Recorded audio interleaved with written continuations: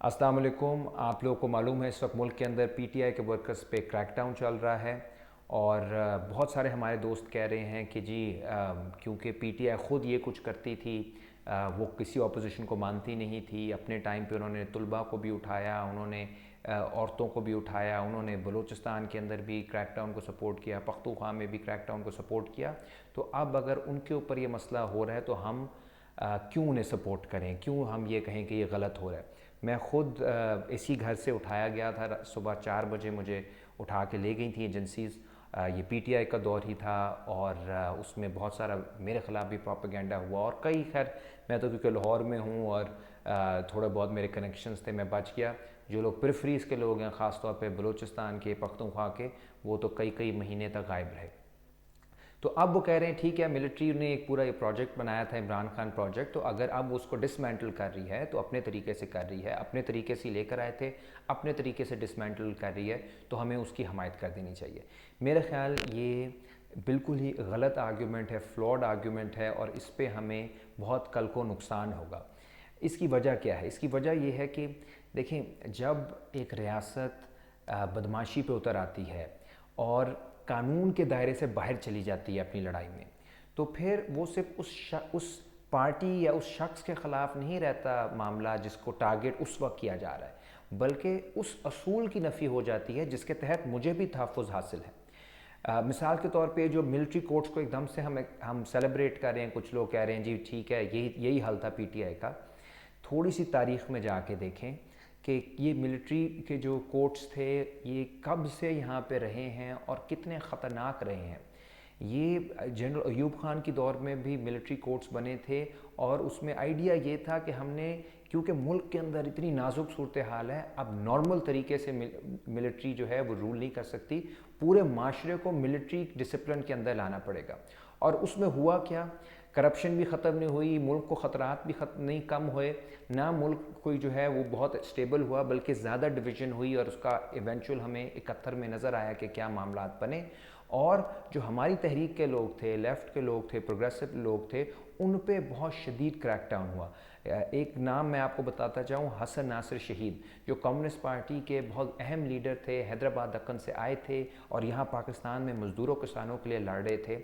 उनको 59 में गिरफ़्तार किया गया, ये शाही किले में रखा गया, टॉर्चर किया गया और फिर उनको शहीद कर दिया गया और उनकी बॉडी कभी भी नहीं मिली। अच्छा, इसी तरह अगर आप 80 की दहाई में देख लें कि जिस तरह के मिलिट्री कोर्ट्स बने, उसमें हमारे सहाफ़ियों को मारा गया, उसमें कोड़े मारे गए, उसमें फांसियाँ दी गई, तलबा के ऊपर अटैक किया गया। मेरे वालिद साहब को भी मिलिट्री कोर्ट में 1980 में सज़ा हुई, उनको भी मार पड़ी। ये रावलपिंडी मेडिकल कॉलेज में उस वक्त स्टूडेंट थे और अपने हकूक़ मांगने पर उनको डॉक्टर खालिद जावेद जान मेरे वालिद साहब का नाम है, जिनकी नज़र में मैं बागी हूँ, और वो जनरल ज़िया के ज़माने में बंद रहे, जेल में रहे, क्योंकि वहाँ पे यही बात थी कि जो शख्स ख़िलाफ़ थोड़ा सा अपना ख़िलाफ़ बोलता था हुकूमत के, उसको बंद कर दिया जाता था। अच्छा, इसी तरह जब वॉर एंड टेरर में दहशतगर्दों के ख़िलाफ़ मिलिट्री कोर्ट्स बने, उस वक्त भी जो पूरा ये बयानिया बनाया गया, जी अब हम दहशतगर्दी के ख़िलाफ़ लड़ना है, एक कौम बन के लड़ना है। हुआ क्या कि एंड में आके जो आपके किसान लीडर थे महर सतार, उन पे दहशतगर्दी का इल्ज़ाम लगा, उनको एंटी टेरर कोर्ट ने पकड़ लिया। वहाँ बाबर जान गिलगित बल्तिस्तान के थे, उनको पकड़ लिया, उनको उम्र कैद सज़ा हो गई। और फैसलाबाद के अंदर लेबर कौमी मूवमेंट, जो पावरलूम वर्करों की एक बहुत बड़ी मूवमेंट थी, उनके लोगों को एक दिन हड़ताल करने पे, कम अज़ कम तनख्वाह मांगने पे उम्र कैद सज़ाएँ हुई और महर सतार 5 साल जेल रहे, फैसलाबाद वाले 4 साल रहे और बाबर जान 8 साल रहे। इसी तरह इदरीस खटक एक ह्यूमन राइट्स एक्टिविस्ट थे, उनको भी मिलिट्री कोर्ट्स ने सज़ा दी। अब इसमें होता क्या है, दो चीज़ें अब जहन में रखने वाली हैं। पहले तो ये है कि आप जब कानून से बाहर चले जाते हो, फिर आपको कोई पूछ नहीं सकता। ये मिलिट्री कोर्ट्स के अंदर जो सीक्रेसी होती है, जो आपके दूसरे जो चेक्स एंड बैलेंसेस एकदम से ख़त्म हो जाते हैं, आपको ये कह के कि आप गद्दार हो, आप टेररिस्ट हो, आपके हकूक़ सल्ब कर लिए जाते हैं। उसके अंदर यहाँ तक कि बहुत दफ़ा वो होती ही, पूरे ट्रायल्स जो होते हैं उसमें कोई पब्लिक डोमेन में कोई बात ही नहीं आती। ये सारी चीज़ें जो हैं इवेंचुअली हर्ट करती हैं किन्हें, जो कि कमज़ोर हैं।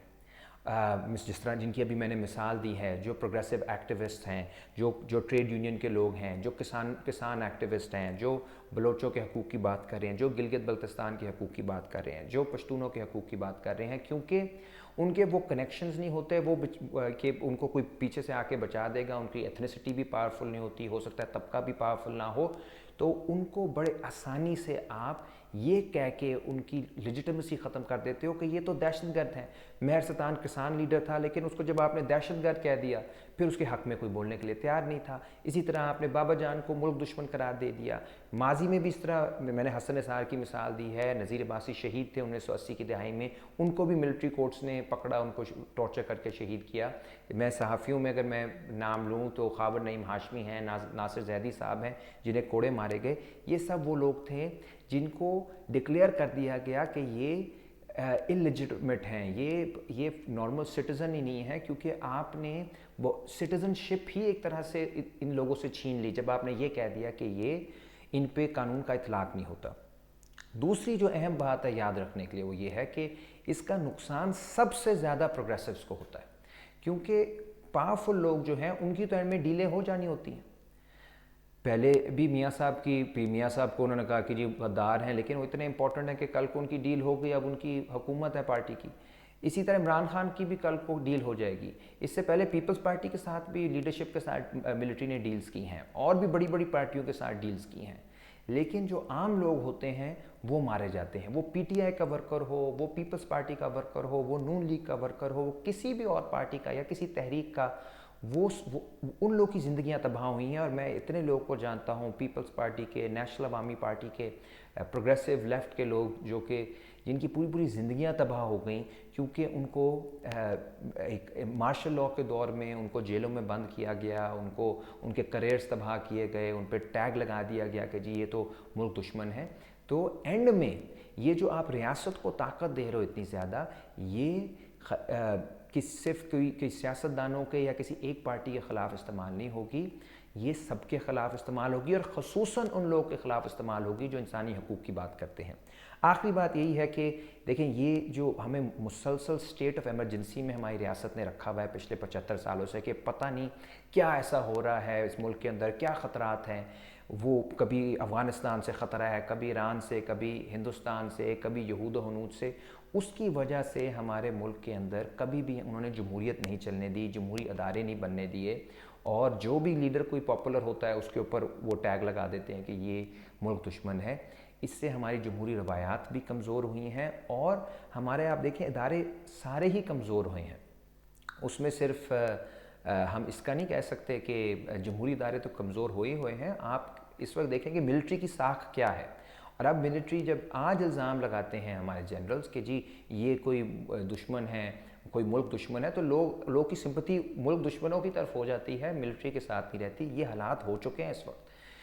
मैं तो बार बार ये कहता हूँ कि भाई ये जो कहते हैं कि जी ये अलहदगी पसंद तहरीकें चला रहे हैं बलूचिस्तान वाले या पख्तूनख्वा वाले, या हम पे भी कभी इल्ज़ाम लगा देते थे, पाकिस्तान में सबसे बड़ी अलहदगी पसंद जो तहरीक है वो चला रहे हैं जिन्होंने अपनी अलहदा हाउसिंग सोसाइटियाँ बना ली हैं, अलहदा स्कूल बना लिए हैं, अलहदा कॉलेज बना लिए हैं, उनकी दुनिया ही अलहदा है।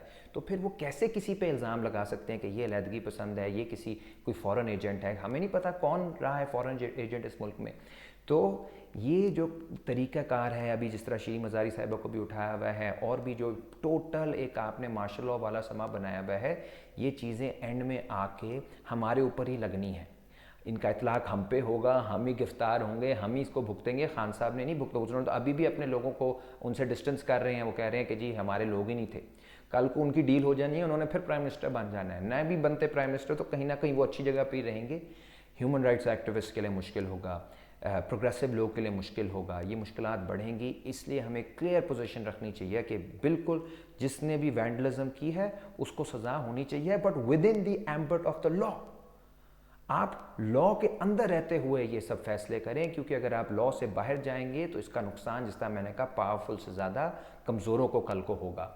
और इसी में मैं ये भी कहना चाहूँगा कि अगर हमें बहुत शौक़ है कोई बड़े बड़े मगरमच्छों पे हाथ डालने का, जो कहा जा रहा है जी फाइनली कुछ हो रहा है, ये मैं समझता हूँ ये फाइनली कुछ नहीं हो रहा। फाइनली तब होगा जब अगर कोई किसी का एहतसाब मिलिट्री कोर्ट करना चाहती है तो वो करें, जनरल मुशर्रफ का एक दफ़ा फिर से करें, जनरल ज़िया का करें, जनरल अयूब का करें, जनरल याहिया का करें, वो अब हमारे जनरल कमर बाजवा और जनरल फैज़ हमीद साहब का करें। इन सब का एहतसाब करें ताकि कौम को पता चले कि इन्होंने हमारे साथ क्या किया है। बाकी जो पॉलिटिकल लीडर्स हैं, जो पॉलिटिकल वर्कर्स हैं, अगर वो कुछ गलत करते हैं तो उनको सिविलियन कोर्ट्स में ट्राई होना चाहिए। जिसने क्राइम किया है उसे सज़ा दें और जो बेगुनाह है उसको छोड़ दें। किसी भी एक शख्स की अना पे आप मुल्क को नहीं चला सकते, क्योंकि ये 23 करोड़ का मुल्क है। इसके अंदर आपको कलेक्टिव विल का एहतराम करना पड़ेगा और कानून का एहतराम करना पड़ेगा। Thank you.